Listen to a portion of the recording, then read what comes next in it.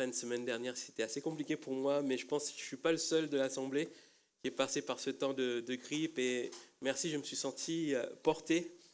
Ça va mieux, mais je préfère pas vous faire la bise encore, d'accord? Donc si je vous fais pas la bise, c'est pas que je vous aime pas, c'est parce que je vous aime et que je ne veux pas vous contaminer. Mais voilà, tout va bien. Merci Seigneur pour son œuvre. Merci Seigneur parce qu'il guérit encore. Amen. Voilà, je vous invite sans plus tarder à ouvrir vos Bibles dans 1 Samuel 13, versets 1 à 15. 1 Samuel 13, versets 1 à 15.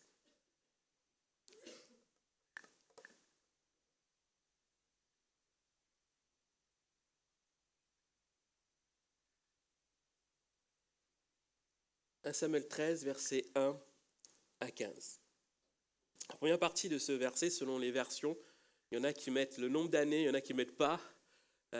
Mais voilà, juste pour vous situer un peu juste cette première partie, on est au début du règne de Saül. Donc, Saül était âgé de 30 ans à son avènement, il régna 2 ans sur Israël. Il sélectionna 3000 soldats d'Israël, 2000 pour rester avec lui à Michmas et dans la région montagneuse de Béthel, et 1000 qu'il plaça sous les ordres de son fils Jonathan à Gibéa de Benjamin. Les autres soldats furent renvoyés dans leur foyer. Jonathan abattit la stèle dressée par les Philistins à Géba. Alors se répandit rapidement parmi les Philistins la nouvelle que les Hébreux s'étaient révoltés. Saül fit annoncer la chose au son du cor dans tout le pays, que les Hébreux le sachent. Tout Israël apprit que Saül avait abattu la stèle des Philistins et qu'Israël s'était rendu odieux aux Philistins. Tout le peuple se rassembla donc à Gilgal pour aller combattre avec Israël.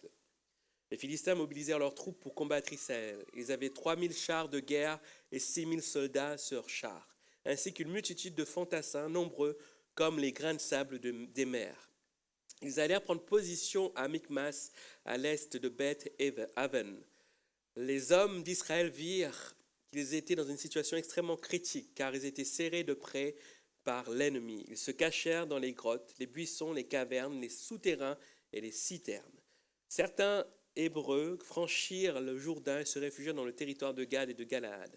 Pendant ce temps, Saül était toujours à Gilgal au milieu de son armée qui tremblait d'épouvante. Il attendit 7 jours le rendez-vous fixé par Samuel. Celui-ci n'arriva pas.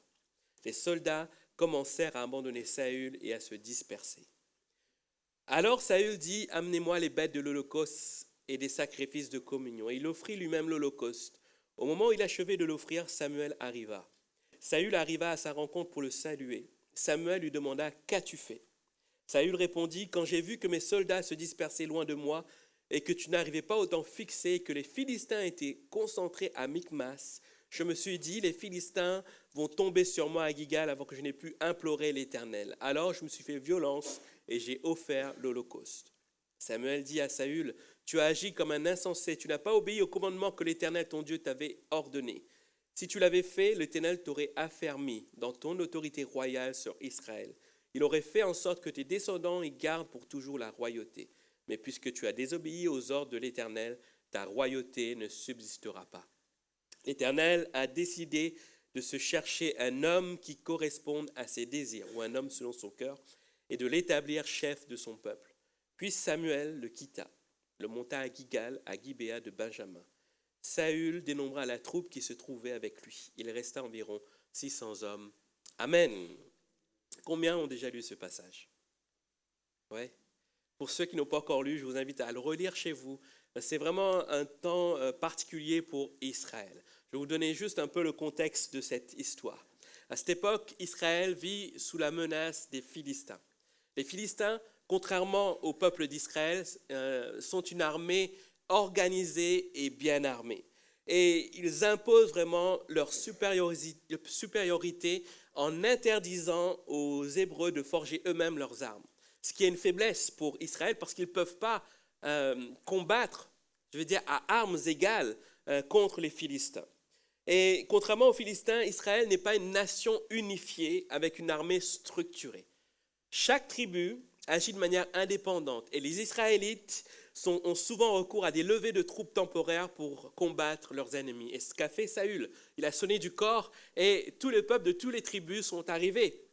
Et à ce moment précis, Saül vient d'arriver comme roi, c'est le début de son règne. Mais avant Saül, Israël était gouverné, entre guillemets, par des juges. Et les juges, ils avaient cette autorité militaire, mais aussi spirituelle. Et la particularité des juges, c'est qu'ils étaient tous choisis par Dieu. Alors que Saül, c'était un désir du peuple d'Israël à la base. Ce n'était pas un désir de Dieu. Mais Dieu a obéi. Dieu a donné vraiment cette opportunité à Israël de tester un roi. Et quand on voit l'histoire d'Israël à ce moment précis, on voit que Dieu va accompagner Israël malgré ce choix qui ne correspondait pas forcément à Dieu. Et on voit au chapitre 13, ce que nous venons de lire, que Saül va former une armée, et cette armée, il va le placer sous les ordres de son fils Jonathan. Et Jonathan va faire quelque chose de particulier. Il va aller abattre une stèle. Certaines versions disent qu'il va aller dans un poste. Certaines versions vont dire qu'il va tuer un gouverneur. Mais quand on voit vraiment la structure du texte, le mot original, il est parlé d'une stèle. Et cette stèle en Israël, parce que la stèle, ce n'était pas dans le territoire des Philistins, c'était en Israël. Et la stèle, vous savez où c'était? C'était dans le territoire de Benjamin. Et Benjamin, c'est la tribu de qui? De Saül. Les Philistins avaient déjà mis une stèle, et cette stèle-là représentait la supériorité des Philistins. C'est non seulement une stèle grandiose, mais c'était une stèle derrière qui marquait aussi un tournant spirituel. C'est qu'il y avait un autre peuple, une autre nation, des autres dieux qui avaient une autorité sur Israël. Et quand Jonathan va aller va aller à Benjamin, dans son fief, dans sa tribu, il va abattre cette stèle.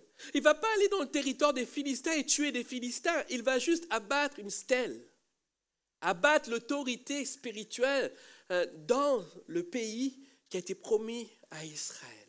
Et à cause de cela, qu'est-ce qui se passe? Les Philistins se révoltent et ils vont vouloir faire la guerre à Saül. Et on voit que Saül est là avec son armée, tout le peuple se rassemble pour combattre. Et avant cela, on peut voir dans 1 Samuel 10, verset 8, Samuel lui dit, « Saül, attends que j'arrive. Attends que j'arrive parce que je vais faire l'holocauste, je vais faire le sacrifice. » Et il s'écoule des jours et 7 jours passent. Et Samuel ne montre pas le bout de son nez, on peut dire. Et qu'est-ce qui se passe pendant ces 7 jours? C'est que le peuple d'Israël est là. Il voit le danger des Philistins qui sont là. Il commence à avoir peur. Le texte nous dit qu'il commence à se cacher. Il commence à déserter parce que derrière, il y a une peur qui s'installe sur le peuple d'Israël. Et pourtant, le peuple d'Israël était supérieur spirituellement parce qu'ils avaient Dieu avec eux, n'est-ce pas? Et là, qu'est-ce qui se passe? Le peuple commence à déserter. Saül, pris de panique, se dit, Samuel n'est pas encore arrivé, qu'est-ce que je vais faire? Samuel aurait dû faire ça, je vais faire à sa place. Et Samuel va offrir ce sacrifice à la place de Samuel. Saül va offrir ce sacrifice à la place de Samuel. Et ce geste-là va coûter la royauté à Saül. Et lorsqu'on voit cette histoire, on se dit, mais c'est pas forcément juste, n'est-ce pas? Saül, il a tué personne. Il n'a pas blasphémé Dieu, n'est-ce pas? Il a seulement offert un sacrifice que Samuel aurait dû faire. Peut-être dans l'histoire, c'est Samuel qui est fautif parce qu'il est en retard. Peut-être qu'il n'a pas pris le bon RER. Et il s'est perdu dans les correspondances. Mais Samuel est en retard. Mais le problème de cette histoire, ce n'est pas le fait que Saül ait désobéi et, blasphémé devant Dieu. Il a fait quelque chose qui ne lui était pas destiné. À cette époque, seuls les prêtres avaient cette opportunité, ce rôle de pouvoir apporter un sacrifice à l'Éternel. Les rois avaient seulement un rôle politique et militaire. Et les rôles étaient bien séparés. Et Saül, lui, il vient il prend le rôle de Samuel. En prenant le rôle de Samuel, il fait quelque chose de mal.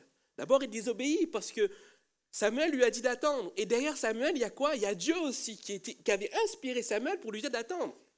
Il a désobéi à Dieu. Il n'a pas fait ce qu'il devait faire lui en tant que roi, attendre. Et qu'est-ce qui se passe? Il va être disqualifié. Disqualifié pour la royauté. Non seulement il est disqualifié, tout le peuple se disperse. Parce que derrière le peuple n'a plus de repères. Écoutez-moi ce matin. Derrière le sacrifice, il y a plus que égorger un animal, tuer un animal. Il y a tout un enjeu spirituel qui est là et que Saül n'avait pas. Cet enjeu spirituel, c'était Samuel qui l'avait. Cet enjeu spirituel était important et Saül était incapable de le saisir. Parce que le fait d'offrir un sacrifice avait toute une signification spirituelle pour Dieu et pour le peuple.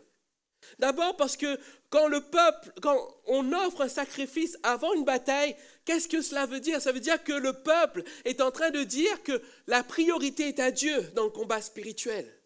Dans le combat qui est là. En offrant le sacrifice, il est en train de dire comme ça, voilà, le peuple, l'ennemi est là, mais nous, on veut s'attendre à toi, Dieu. Ça, c'est le premier enseignement spirituel, l'enjeu que n'avait pas Saül. Ensuite, l'obéissance avant l'action. Samuel voulait que Saül obéisse avant d'agir. Mais lui, en tant qu'homme politique, homme militaire, comme chef, il s'est juste laissé conduire par la peur, par ce qui se passe. Et je ne veux pas incriminer Saül non plus, parce que quand on est dans une position de responsabilité, certaines fois, on veut seulement obéir à la foule, protéger la foule. Et derrière, qu'est-ce qui se passe? On oublie Dieu. L'enjeu spirituel, c'est que même si l'ennemi te fait peur, l'ennemi, les Philistins étaient en surnombre. Ah, ça c'était évident, ils étaient en surnombre. Mais notre Dieu est tout-puissant. Si Saül avait dans son cœur cet attachement réel à Dieu, ben il aurait attendu, malgré la peur. L'obéissance avant l'action. Ensuite, le rôle du sacrifice, c'est une préparation spirituelle avant le combat. Moïse, Josué et d'autres leaders spirituels consultaient Dieu avant d'agir. Vous avez des exemples dans Exode 17, 8, 13, Josué 5, 13 à 15. Ils consultaient Dieu avant d'agir parce qu'il y avait une bataille qui les dépassait. Psaume 120, verset 8, il dit « Aux uns les chars de guerre, aux autres les chevaux. Pour notre part, c'est sur l'Éternel notre Dieu que nous comptons. » Oui, il y a la bataille physique, mais derrière, il y a une bataille spirituelle. Il y a vraiment une préparation spirituelle à avoir avant le combat. On a vu bon nombre d'exemples. Gédéon, qui va se séparer de 10 000 personnes, il va se retrouver avec 300. Et là, Dieu était en train de lui dire, c'est moi qui remporte le combat. Ce n'est pas tes stratégies. Ce n'est pas ce que tu veux faire ou dire. Alors ce matin, pourquoi vous parler de cette histoire? J'aimerais qu'au travers de l'histoire de Saül, que nous puissions tous nous sensibiliser sur une réalité de l'Église. Nous sommes dans un conflit spirituel. Je ne veux pas paraphraser notre président, nous sommes en guerre. Mais c'est presque ça. Nous sommes dans une guerre spirituelle. Alors, vous vous dites, moi je ne suis pas en guerre spirituelle, je suis bien, je viens le dimanche, après je rentre chez moi, il y a le poulet qui m'attend, il y a le riz djon que j'ai préparé la veille. Moi, ma guerre spirituelle, c'est ça. Que vous le vouliez ou non, nous sommes dans un conflit spirituel. L'ennemi est là. L'ennemi est là. Et dès que Adam et Ève ont chuté, il y a des territoires qu'il a conquis. Il a mis des stèles. Il a mis des stèles dans chaque territoire. Et si le peuple de Dieu néglige ce combat spirituel, qu'est-ce qui va se passer? On va se retrouver comme Saül. on va déserter. Pire, bien-aimés, nous allons être disqualifiés. Alors oui, si on ne dérange pas l'ennemi, l'ennemi ne viendra pas nous attaquer. Et le but, ce n'est pas juste de rester sur sa place en disant comme ça, on ferme les yeux, espérant que le diable ne nous voit pas. Tôt ou tard, il nous aura. Mais quelle sera notre disposition de cœur? Comme un combattant ou comme un déserteur? Parce que si nous sommes déserteurs, c'est là où nous serons des proies pour l'ennemi. Nous sommes dans un combat spirituel. Éphésiens 6, 12. Nous n'avons pas à lutter contre des êtres de chair ou contre la chair et le sang, contre les principautés, contre les pouvoirs, contre les dominations, les dominateurs des ténèbres d'ici-bas, contre les esprits du mal dans les lieux célestes. Notre ennemi, ce n'est pas notre patron. Notre ennemi, ce n'est pas notre mari, notre femme, notre belle-mère, notre beau-père. Notre ennemi est identifié. Nous n'avons pas à lutter contre la chair et le sang. Le combat est spirituel, bien-aimés. Et tout comme le peuple d'Israël à l'époque, nous n'arriverons pas à vaincre notre ennemi, le diable, uniquement par la force, mais uniquement avec l'aide de Dieu et de sa puissance. Et toute sa puissance, vous savez comment elle se déploie? Par la prière. Le rôle du sacrifice de Saül, de ce qu'il a fait, ce que Samuel aurait dû faire, c'est ce rôle où il s'attend à Dieu, c'est ce rôle que nous avons nous aussi en tant que peuple de Dieu dans la prière, bien-aimés. Et la prière n'est pas réservée seulement au groupe d'intercession. Et je bénis Dieu pour notre groupe d'intercession qui se réunit tous les matins pour prier. Ce n'est pas le GIGN de la foi. On les emmène en terrain et on dit « Allez, c'est vous qui vous occupez des méchants ». La prière concerne tout le peuple de Dieu. Nous tous qui sommes là, bien-aimés. Peu importe votre vie, peu importe ce que vous traversez, votre rôle, c'est vous tenir dans la prière.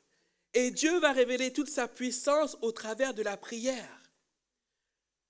Chers frères et sœurs, chers amis, pour accomplir la mission que Dieu nous a confiée, l'Église doit se tenir dans la prière. Et l'Église doit se dire que la prière n'est pas une option. Et c'est le titre de mon message ce matin. La prière n'est pas une option. Pourquoi la prière n'est pas une option? Parce que nous sommes engagés, je vous l'ai dit tout à l'heure, dans un combat spirituel. Dans l'Ancien Testament, les conflits ne concernaient pas seulement les rois, mais toute la population. Tout le monde était impacté, affecté et impliqué par rapport au conflit. Lorsque le combat était négligé, le peuple en subissait les conséquences sur tous les plans. Sur le plan spirituel, sur le plan moral et même matériel.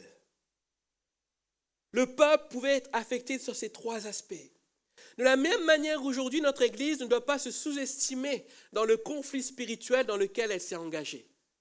Pourquoi ce matin puis-je affirmer que nous sommes dans un combat spirituel? Parce que plusieurs textes nous parlent de ce conflit. 1 Pierre chapitre 5, verset 8 nous dit ceci: « Faites preuve de modération et soyez vigilants. Votre adversaire, le diable, rôde autour de vous comme un lion rugissant, cherchant qui il dévorera. » C'est un avertissement pour nous tous. Le diable rôde comme un lion rugissant, cherchant qui il dévorera.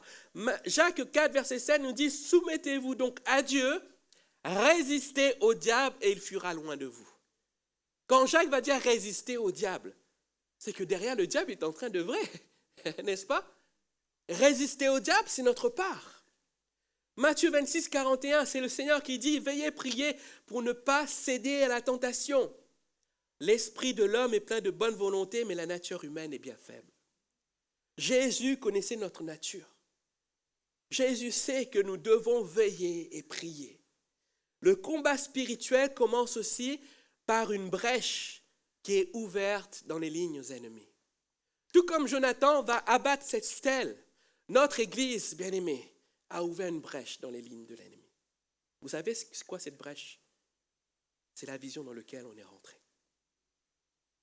L'Église est rentrée dans une vision. L'Église aurait pu rester tranquille. On dit, on est content, on a un pasteur, On est content, il nous apporte un message. On est content, le jus de raisin, il est beau. On est content, Johan, il chante bien. On est content, il y a des choristes. Les chaises sont confortables. On est bien chauffé. C'est le confort. Mais notre Église a choisi d'obéir à Dieu. Notre Église sort de sa zone de confort en disant comme ça, nous, on veut atteindre les personnes qui sont à l'extérieur. Nous, on veut toucher ces personnes qui ont besoin d'être soignées, restaurées et guéries par le Seigneur. Et cette brèche, on se dit, mais on ne va pas se contenter de plutôt, on va se dire, on va aller de l'avant et toucher aussi les villes qui sont alentours. Et depuis début janvier, on s'est dit, on va aller toucher Courbevoie. Et dès lors, bien-aimés, qu'on a mis les pieds à Courbevoie, on a commencé à battre une stèle. Pourquoi ? Parce qu'on est passé des mots à la réalité. Quand on passe des mots à la réalité, le diable fait, en fait, il ne rigole pas à l'église de la Porte à Puteaux. Ce n'est pas juste des mots, en fait. Il y a une armée qui se lève. Et je bénis le Seigneur pour tous ces missionnaires implanteurs, ils sont 13 ou 15, qui sont motivés comme jamais, bien-aimés. En début du mois, ils sont allés à Courbevoie, ils ont commencé à évangéliser. À peine ils sont sortis de la gare, Bécon-les-Bruyères, et que l'ennemi commençait à agir, à les empêcher d'intervenir. Et nous, en tant que peuple de Dieu, que devons-nous faire ? Juste rester comme ça ? Attendre un leader providentiel ? On me dit, c'est un peu comme ça, il y a notre tête, donc on va attendre qu'on dise sacrifie. Est-ce que c'est ça que Dieu attend de nous ? Une brèche s'est ouverte. Et on voit la même dynamique, parce que dans Samuel 13, les Philistins qui se révoltent. De même, nous croyons que Courbevoie appartient à Dieu. Plutôt appartient à Dieu. Et il nous a envoyés là-bas pour arracher les âmes de cette ville des mains de l'ennemi. Il nous envoie ici pour arracher les âmes qui sont liées à l'ennemi. C'est notre rôle en tant qu'Église. Dieu nous a donné tous ces territoires-là. C'est comme Jonathan et Saül, Benjamin, c'est leur tribu. C'est à eux, mais l'ennemi a posé une stèle. Et Dieu veut que son peuple se lève. Dieu veut que son peuple se tienne debout, puisse aussi faire confiance à Dieu et entamer ce combat spirituel. Peut-être vous vous sentez étranger à ce combat. Vous vous dites, je ne veux pas attirer les foudres de l'ennemi. Bien-aimé, tu es déjà dans les foudres de l'ennemi. Si tu ne fais rien, qu'est-ce qui va se passer ? La peur, la détresse, l'angoisse. Et c'est là que la chute vient. Mais si nous tenons ferme, alors nous allons gagner la bataille. Amen. Il y a une réalité dans le combat spirituel. Ce ne sera pas une tâche facile, car l'ennemi a pris ses quartiers. Non seulement ici à Puteaux, mais là-bas aussi à Courbevoie. Il a pris ses quartiers, il a installé des principautés, des dominations et une armée spirituelle qui nous attend. Mais nous savons qu'à la croix, Jésus les a tous dépouillés. Amen. Colossiens 2,15, il a dépouillé toute autorité, tout pouvoir, toute domination, il les a publiquement livrés en spectacle. C'est Jésus à la croix. Amen. Même s'il y a des dominations, même s'il y a des autorités qui nous attendent, Jésus les a dépouillés à la croix. Amen. Et parce qu'il les a dépouillés à la croix, nous n'avons pas peur de fouler nos pieds dans ce royaume. Parce que Dieu veut nous utiliser tous, bien-aimés. Alors ne reproduisons pas les mêmes erreurs de Saül. Notre Église doit se mobiliser et se tenir prêt à vaincre l'ennemi. Contrairement à l'époque de Saül, nous n'avons pas besoin d'attendre un grand prêtre pour nous approcher de Dieu. Nous avons tous la capacité de nous tourner vers Dieu, car nous sommes tous nous-mêmes des prêtres selon la parole de Dieu.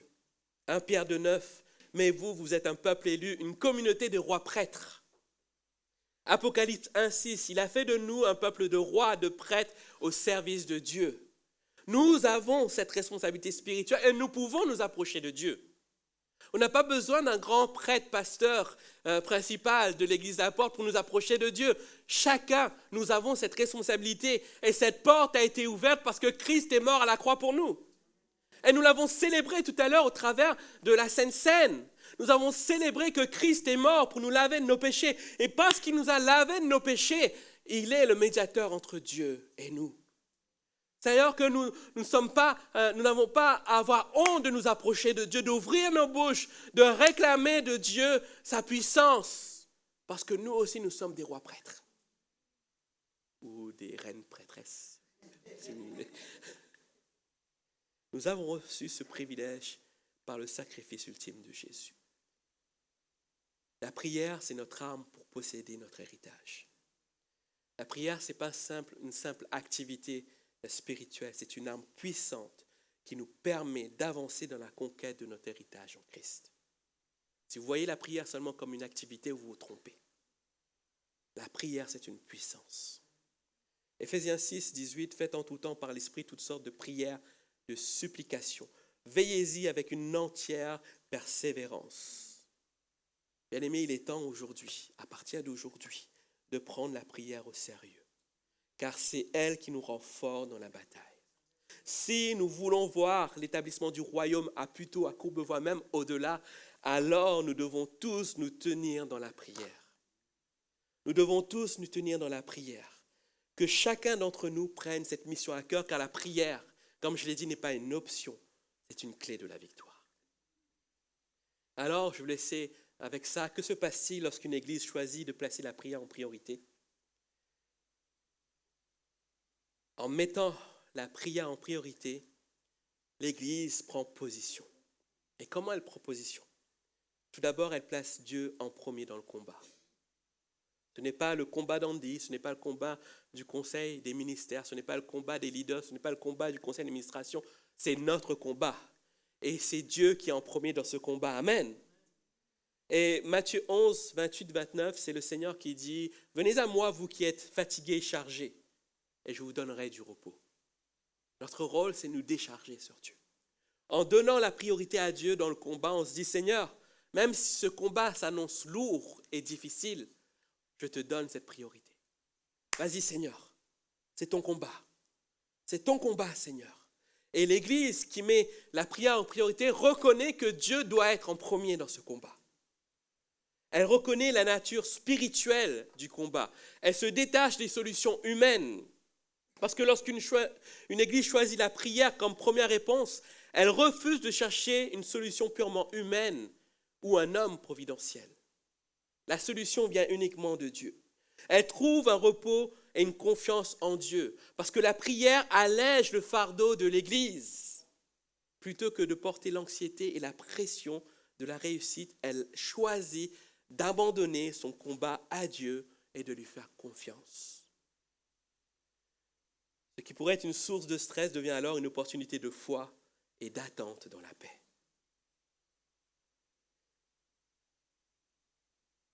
Que se passe-t-il lorsqu'une église choisit de mettre la prière en priorité ? Elle agit selon les directives divines et non la sienne. Et c'était là l'erreur de Saül. Il a agi selon ses propres directives. Il a appelé pour faire l'Holocauste, mais il n'a pas choisi d'attendre Dieu. Proverbe 16, 3 nous dit « Recommande tes œuvres à l'Éternel et tes projets se réaliseront. » Proverbe 19, 21 « Un homme forme de nombreux projets, mais c'est le dessein de l'Éternel qui se réalise. » Nous devons attendre les directives de Dieu. Parce que, en attendant les directives de Dieu, une église devient dépendante à la direction divine. L'église qui prie comprend que même si une solution paraît évidente, elle doit attendre la confirmation de Dieu pour agir. Vous savez, quand nous sommes dans un conflit, j'ai dit tout à l'heure, en tant que leader responsable, on est tenté à trouver des solutions rapides. Et ce que je vous dis, ça en vaut aussi dans notre vie personnelle, d'accord ? Je vous parle de l'église, mais c'est pareil dans notre vie personnelle aussi. Lorsque on arrive dans une épreuve, on veut tout de suite chercher une solution rapide, une solution qui est à notre portée. mais ce n'est souvent pas la solution que Dieu veut pour nous. Une église qui choisit de mettre la prière en priorité, même un chrétien qui choisit de mettre la prière en priorité, sait que la direction divine est prioritaire. Donc elle attend. Même si elle est sous pression. Saül était sous pression. Dans l'attente de Samuel, il était sous pression. Et en tant que leader, il était sous pression. Il dit, je ne peux pas voir le peuple partir comme ça, il faut que j'agisse. Mais la pression ne doit pas gagner notre cœur. Et c'est là le rôle de la prière. Elle nous amène dans une dimension spirituelle qui nous fait oublier cette pression. Cette pression se déplace sur Dieu. Ce n'est plus notre pression. Alors nous nous attendons. Une église qui choisit d'attendre la direction divine évite les précipitations et les décisions charnelles. Elle se soumet à la volonté de Dieu. Lorsque l'Église choisit la prière, elle accepte que Dieu peut avoir un plan différent. Est-ce que nous sommes prêts? Est-ce que nous sommes prêts à avoir un plan différent? Moi, je suis prêt. Je suis vraiment prêt.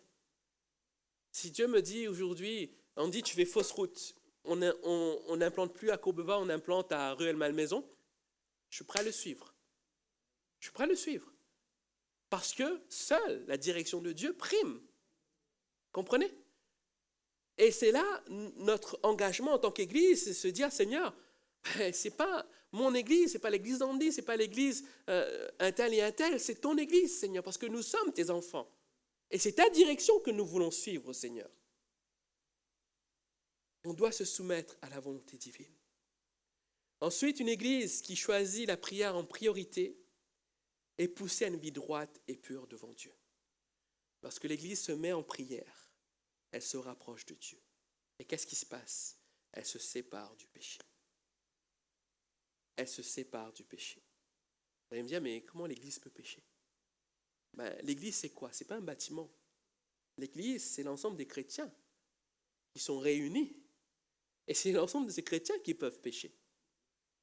En tant que pasteur, je n'ai pas les yeux de Superman où je peux voir dans vos cœurs qu'est-ce qui se passe, et entendre les murmures. J'aimerais bien avoir les pouvoirs de Superman. Ça serait cool de pouvoir... je serais chez moi en 5 minutes. Hein. Je volerai, j'arriverai là-bas. Mais le but, ce n'est pas d'avoir les pouvoirs de Superman. Le but, c'est d'être au clair avec Dieu. Et la prière va épurer les cœurs. Si l'Église refuse toute impureté en son sein, les choses vont se régler naturellement.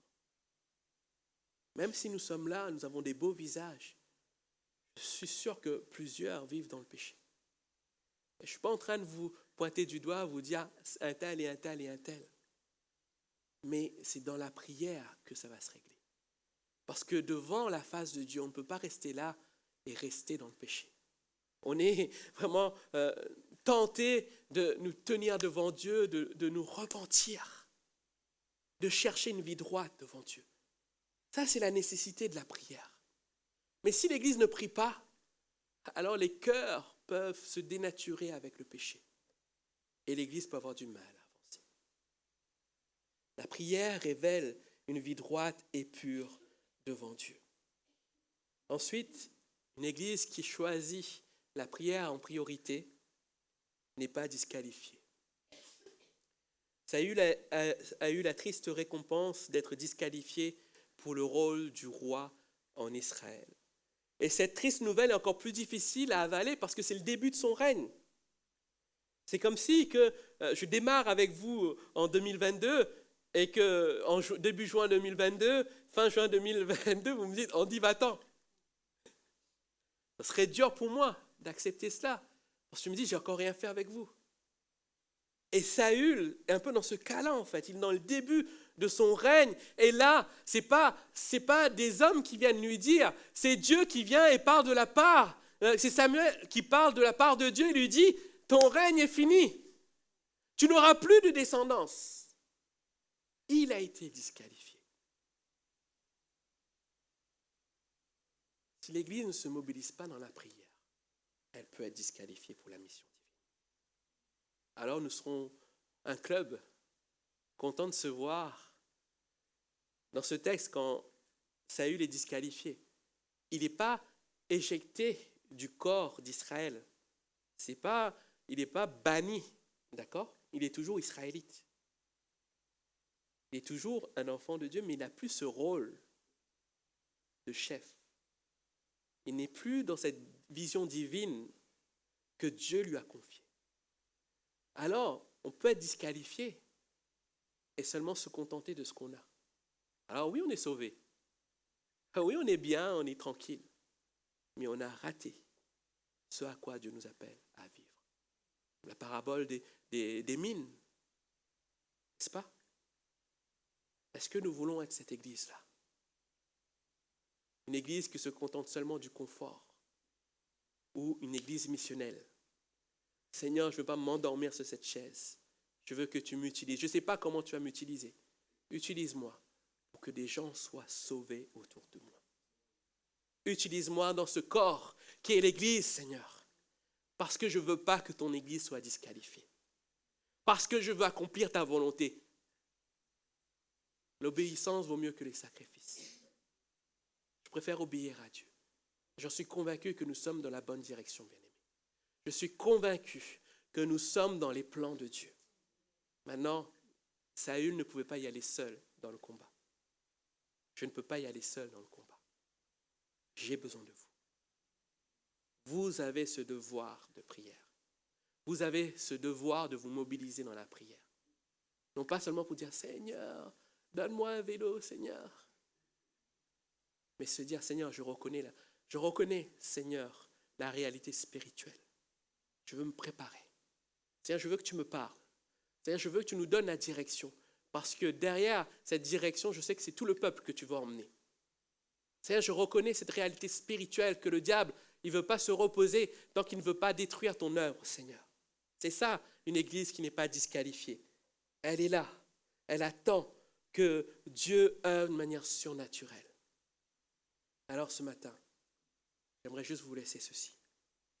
Une église transformée par la prière, c'est une église qui place la prière en priorité. Elle place Dieu en premier dans le combat. Elle agit selon les directives divines. Elle est poussée à une vie droite et pure. Et elle n'est pas disqualifiée.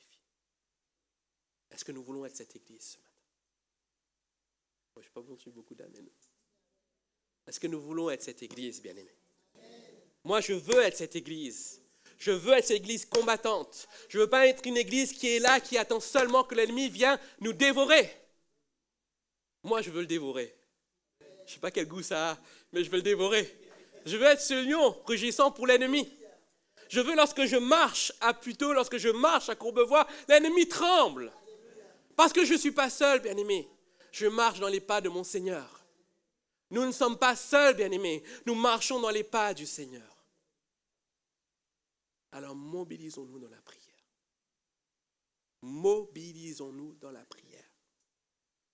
Merci Seigneur d'avoir mis dans le cœur de Marlène, de Robert, cette chaîne de prière. On le néglige un peu. Peut-être qu'on ne sait pas comment le faire. Le pasteur Espoir va venir vous expliquer après. Ça, c'est se mobiliser dans la prière. Il y a des créneaux à prendre. Et dès vendredi prochain, nous allons avoir un invité, c'est le docteur Glenn Arekion. Nous allons avoir une veillée de prière. Une veillée de prière de 20h à minuit. Ce n'est pas une nuit de prière. On termine à minuit. Ce n'est pas un jeûne, d'accord? Mais si vous voulez jeûner, vous pouvez jeûner. Il n'y a pas de souci là-dessus. Mais il y a une veillée de prière. Et le docteur Glenn va nous emmener dans cette notion de prière. Comment avoir une vie de prière. Et il va animer ce temps de prière, il va animer l'enseignement. Donc venez nombreux. Tu peux mettre la slide, s'il te plaît, de la prière. Vendredi prochain, 20h, la prière. Non, l'annonce de la prière, s'il te plaît. Vendredi prochain. Et ensuite, lundi, notez bien dans vos agendas, lundi, mardi et mercredi, de 20h à 21h30, on va se tenir dans la prière aussi. Toujours avec le docteur Glenn Arekion. Il faut que l'Église se mobilise. Donc ça sera 1h30, 20h à 21h30. on va se tenir dans la prière. Donc vendredi soir, 20h, minuit, et lundi, mardi, mercredi, nous allons nous tenir dans la prière. Et ce n'est que le début, bien-aimés. Ce n'est que le début. L'église en prière, ce n'est pas seulement ces 3 rendez-vous, ces 4 rendez-vous. L'église en prière continue aussi chez elle, en se disant, Seigneur, il y a un enjeu spirituel, et je veux rentrer dans cette bataille. Mais si vous ne voulez pas rentrer dans cette bataille, vous serez comme les soldats qui ont déserté, les soldats qui se sont cachés, les soldats qui ont pris peur. Ce n'est pas à nous d'avoir peur, bien-aimés, c'est à l'ennemi d'avoir peur. La victoire est pour nous. Alors prenons cet engagement ensemble de nous tenir dans la prière. Alors peut-être vous allez dire, je ne peux pas être là tous les soirs, ce n'est pas grave, venez au moins un soir. Dans la veillée de prière, vous allez peut-être dire, mais je ne pourrais pas être là jusqu'à minuit, ce n'est pas grave. Venez les premières heures. Mais il faut que l'Église se mobilise. Parce qu'il y a une réalité d'un conflit spirituel dans lequel nous sommes. Je parlais tout à l'heure, dès lors qu'on a mis les pieds à Courbevoie, l'ennemi s'est déchaîné. Et il y a des oppositions à notre arrivée là-bas. Sachez que on avait une salle, vous vous souvenez? Une salle dans laquelle on devait commencer les cultes. On a choisi de ne plus aller dans cette salle pour ne pas causer du trouble, en fait. Et du coup, on est en recherche d'une nouvelle salle. On prie le Seigneur pour ça. On ne veut pas s'abandonner. On ne veut pas se dire, Seigneur, on arrête là, parce qu'on sait que Dieu nous veut là-bas à Courbevoie. Si l'ennemi tremble, c'est qu'on a notre place là-bas, n'est-ce pas?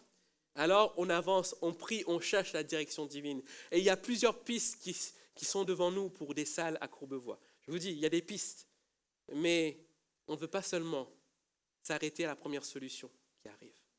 On veut une direction divine. L'Église a le devoir de se tenir dans la prière. Est-ce que vous voulez prendre part à cela? C'est notre rôle, bien-aimé. Est-ce qu'on peut fermer nos yeux? On va prier.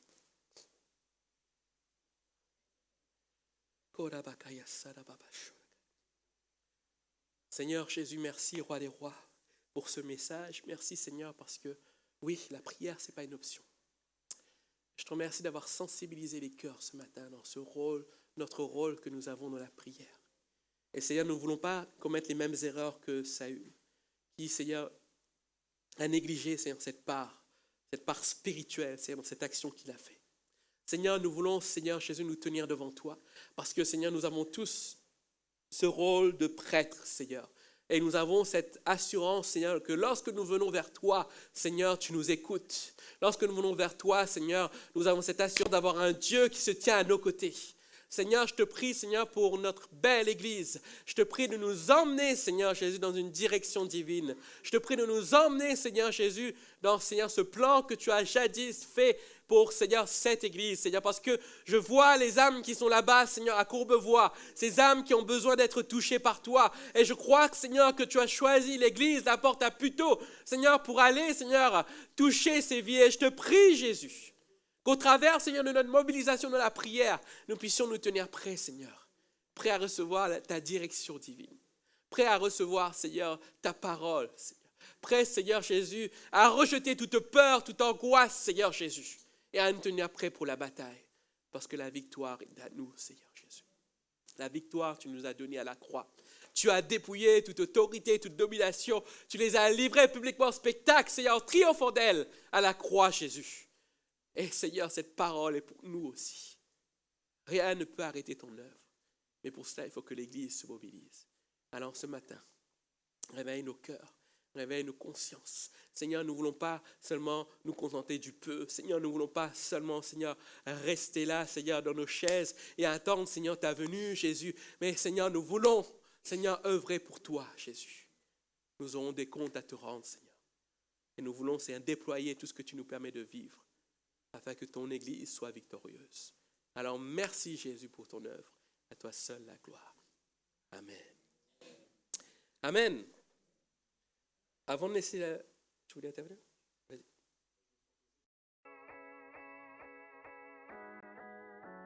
Bienvenue à l'église La Porte. Nous aspirons tous à une vie meilleure et à la paix intérieure. Mais nos souffrances passées même en tant que chrétiens, freinent souvent cette quête personnelle. Notre Église veut être cette Église hôpital, centrée sur Jésus pour soigner, équiper et faire des disciples épanouis. Sa mission, centrée sur Jésus, vise à impacter chaque individu de tout âge au service de Dieu. Aujourd'hui, nous soignons déjà par des initiatives comme Libère ton identité, des ateliers sur la parentalité ou contre les violences sexuelles. Nous accompagnons chaque personne en les équipant et les formant pour qu'elles deviennent et forment des disciples. Notre grand défi est de développer notre vision d'église hôpital en implantant de nouvelles églises hôpitaux. Dès 2025, pour que plus de personnes puissent profiter de nos ressources, nous sommes très heureux de vous annoncer notre projet d'implantation église hôpital à Courbevoie. Pour réaliser cette vision de soigner, équiper et envoyer, nous avons besoin de vous. Devenez l'un de nos 200 partenaires en vous engageant à donner 35 € ou plus par mois pour soutenir cette vision. Ensemble, soignons des vies. Jésus agit encore. J'ai été équipé. J'ai été restauré. J'ai été renouvelé. J'ai été transformé. Nous sommes heureux de pouvoir être partenaires de l'Église La Porte. Je suis un partenaire et un fier partenaire de l'Église La Porte. Je suis partenaire de l'Église La Porte. Jésus agit encore. Jésus agit encore. Jésus agit encore. On veut vous le dire que Jésus agit encore et que le Seigneur veut agir de manière extraordinaire dans les cœurs et dans les vies.